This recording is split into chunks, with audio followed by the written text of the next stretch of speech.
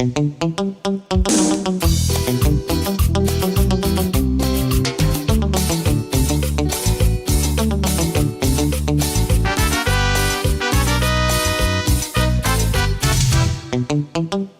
el atardecer, cuando Matías y su mujer sorbían un triste té y se quejaban de la miseria de la clase media, de la necesidad de tener que andar siempre con la camisa limpia, del precio de los transportes, de los aumentos de la ley.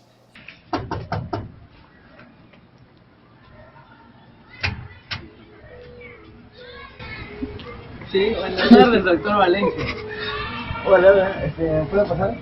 Sí, está vacía esa zona. Pase usted.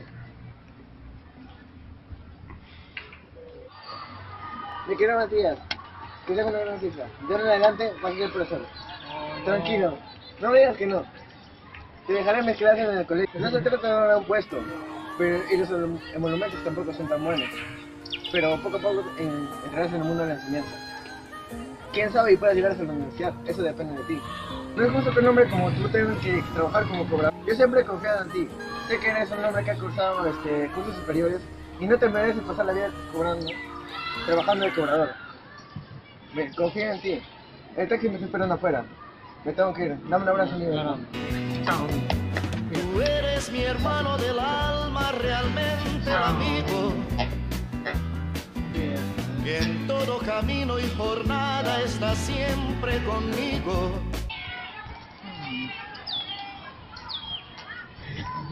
¿Sabes? Todo esto no me sorprende. La verdad que un hombre de mi calidad no se puede sepultar en el olvido. Al día siguiente.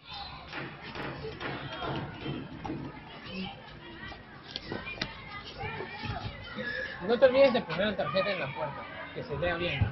Matías Colomino, profesor de historia. Está bien. Buena suerte. Matías, Matías, ¿Qué pasó? es para el otro lado.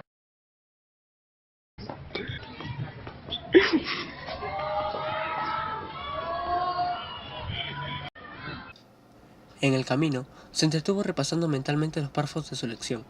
Durante la noche anterior, no había podido evitar un temblorcito de gozo cuando, para designar a los 16, había descubierto el epíteto de Hidra. El epíteto pertenecía al siglo XIX y había caído un poco en desuso por Matías.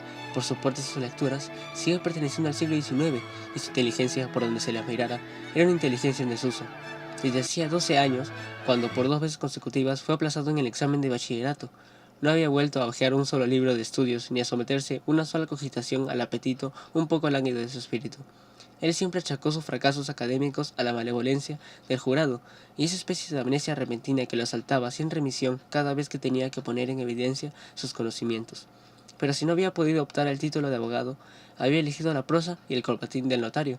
Si no por ciencia, al menos por apariencia, quedaba siempre dentro de los límites de la profesión. Cuando llegó ante la fachada del colegio, se sobreparó en seco y quedó un poco perplejo.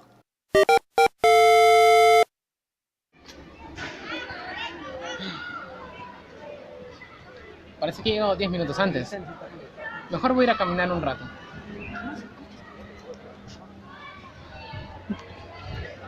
Ser demasiado puntual le pareció poco elegante y resolvió que bien valía la pena caminar hasta la esquina.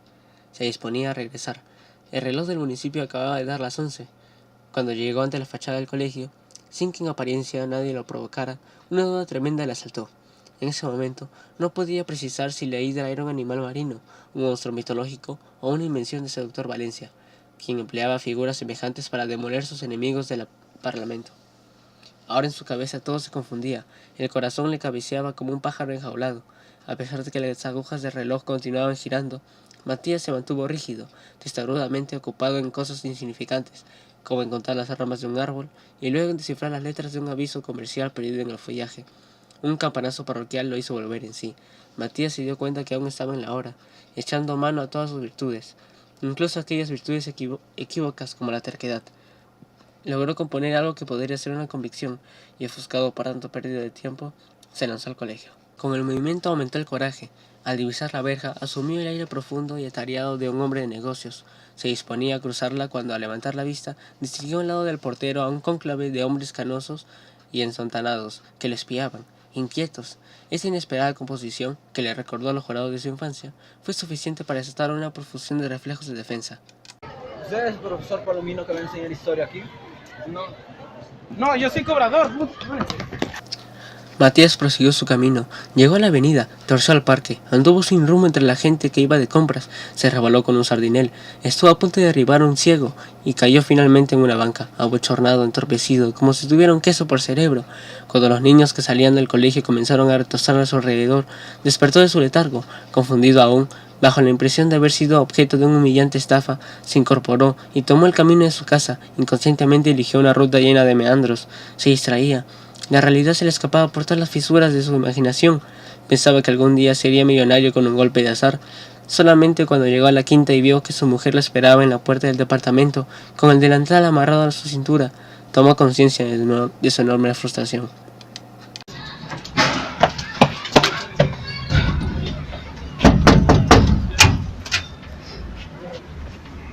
Hola, ¿cómo te fue? Señora Patricia, ¿Cómo te fue? por favor, déjame su lente. Muy bien. Dicté clases, me prestaron atención. Hasta. Inclinó con violencia la cabeza y se echó desconsoladamente a llorar ante su brazo de su mujer.